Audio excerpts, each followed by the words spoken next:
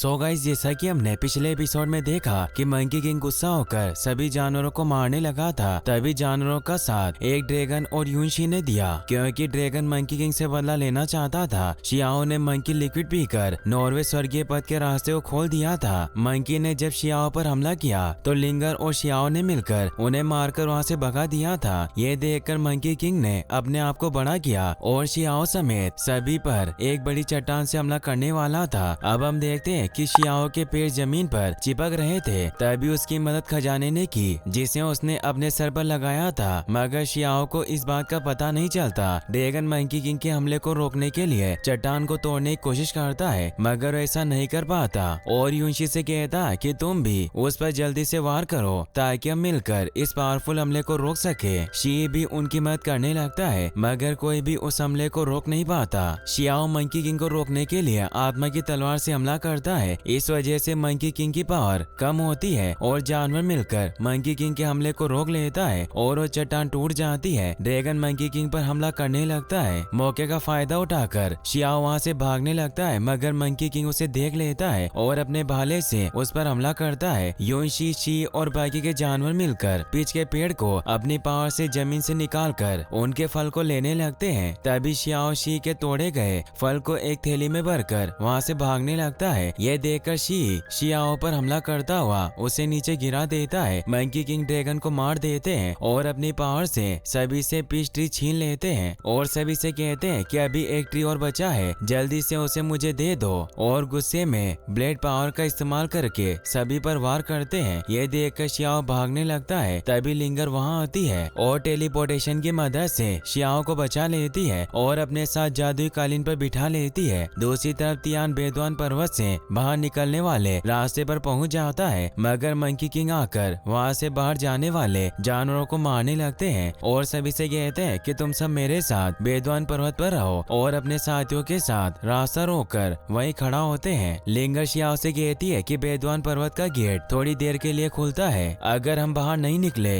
तो हमें यहाँ सैकड़ों साल तक बंद रहना होगा। तभी वहाँ अग्नि सम्राट की आत्मा आती है। वो मंकी किंग से कहती है कि तुम अपने काम को बंद करो। ये सुनकर लिंगर शियाओ से कहती है कि वो मेरे पापा है जो मुझे लेने आए हैं। मंकी किंग अग्नि सम्राट से कहता है कि बाहर की दुनिया में तुम्हारी बहुत इज्जत है, लेकिन तुम बेदवान पर्वत की छोटी सी दुनिया में नहीं आ सकते। तुम मेरा कुछ नहीं कर सकते हो, और अगर तुम मुझे मारना चाहते हो तो तुम मेरे पास आओ। सम्राट कहते हैं कि मैं तुम्हारी इच्छा जरूर पूरी करूंगा। मंकी किंग कहता है कि तुम ऐसा मत सोचो कि बेदवान पर्वत को हरा सकते हो। तभी सम्राट की आत्मा बेदवान पर्वत में प्रवेश करती है, जिस वजह से मंकी दूर जाकर गिरते हैं। मंकी किंग अपने भाले को बड़ा करके सम्राट पर हमला करता है, मगर सम्राट उसे दूर फेंक देते हैं। यह देखकर सभी जानवर बातें करते हैं कि अग्नि सम्राट काफी पावरफुल है, अगर उनका असली शरीर यहाँ आ जाए तो और भी खतरनाक होगा। मंकी किंग अपने आप को और बड़ा करता है। तभी सम्राट अपने हाथ से मंकी किंग को दबा देते हैं। बेदवान पर्वत के कानून को ये पता चलता है तो मंकी किंग को बचाने के लिए और सम्राट को मारने के लिए एक चेन भेजते हैं। सभी सोचते हैं कि बेदवान पर्वत के खिलाफ जाना मुश्किल है, लेकिन सम्राट के लिए ये काम कोई बड़ा नहीं था और अपनी एक उंगली से चेन को वहाँ से वापस भेज देते हैं। ये देखकर मंकी किंग सम्राट से कहता है कि तुम थोड़ा इंतजार करो, जब मैं यहाँ से निकलूंगा तो तुमसे बदला जरूर लूंगा,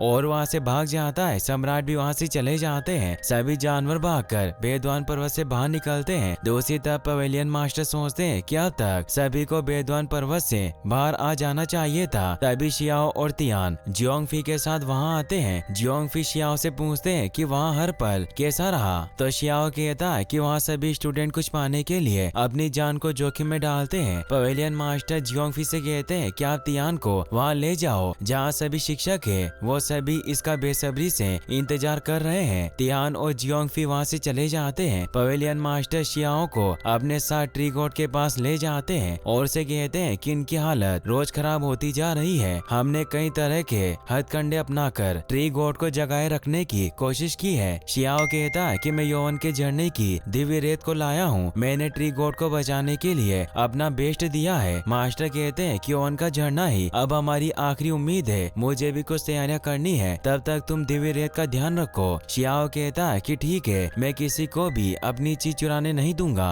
पवेलियन मास्टर कहते हैं कि तुम्हें शस्त्र पवेलियन में जाकर कुछ सीखने की जरूरत है, जल्दी रेगिस्तानी क्षेत्र केओस में होगा। शियाओ पूछता है कि डेजर्ट क्षेत्र में कई सारे पावरफुल लोग होंगे जो परेशान करने की हिम्मत कर सकते हैं। पवेलियन मास्टर कहते हैं कि मुझे उम्मीद है कि ब्यूटन पवेलियन इस केओस से बच सकता है। दूसरी तरफ मुयान ध्यान में होते हैं और किंग फेंग अपने पावर का इस्तेमाल करना सीख रहा होता है। तभी शियाओ वहाँ आता है और किंग फेंग से कहता है कि तुम्हारी ट्रिक काफी अच्छी है। लगता है कि जब मैं यहाँ नहीं था तब तुमने काफी मेहनत की और अपने आप को मजबूत किया। किंग फेंग और माओ कियो उसे देखकर खुश होते हैं। किंग फेंग उसे कहता है कि तुम मुझे बिना बताए बेदवान पर्वत पर चले गए, तुम्हें कहीं चोट तो नहीं लगी? तो शियाओ कहता है कि बेदवान पर्वत एक खेल के मैदान की तरह है, लेकिन तुम अभी अभ्यास करो। शियाओ दौड़कर मुयान के पास जाकर उन्हें एक बोतल देता है और कहता है कि मैं ये तुम्हारे लिए लाया हूँ। मुयान उस बोतल को अपने पास रख लेते हैं और शियाओ से कहते हैं कि तुम बेदवान पर्वत से आए हो तो आम लोगों की तरह क्यों रह रहे हो? उन्हें पता चलता है कि शियाओ ने नया स्वर्गीय रास्ता खोल दिया तो उसे कहते हैं कि तुमने मुझे निराश नहीं किया। शियाओ बताता है कि वो यौवन की दिव्य रेत भी लेकर आया है। मुयान पूछते हैं कि जो तुम तलवार लेने गए थे उसका क्या हुआ? शियाओ कहता है कि मैं तलवार को लेकर आया हूँ, उस भूत के हाथों में मरना नहीं चाहता था और आपने कुछ दिनों तक किंग फेंग का ध्यान रखा और उसे ट्रेनिंग दी, उसके लिए भी आपका धन्यवाद। मुयान कहते हैं कि डेजर्ट क्षेत्र में केओस होगा, इसीलिए तुम्हें कठिन समय में जिंदा रहने के लिए अपनी पावर पर भरोसा करना होगा। शियाओ कहता है कि आपने और पवेलियन मास्टर ने एक ही बात कही, आखिर कौन सी मुसीबत आने वाली है? क्या पवेलियन इस मुसीबत से नहीं निपट पाएगा?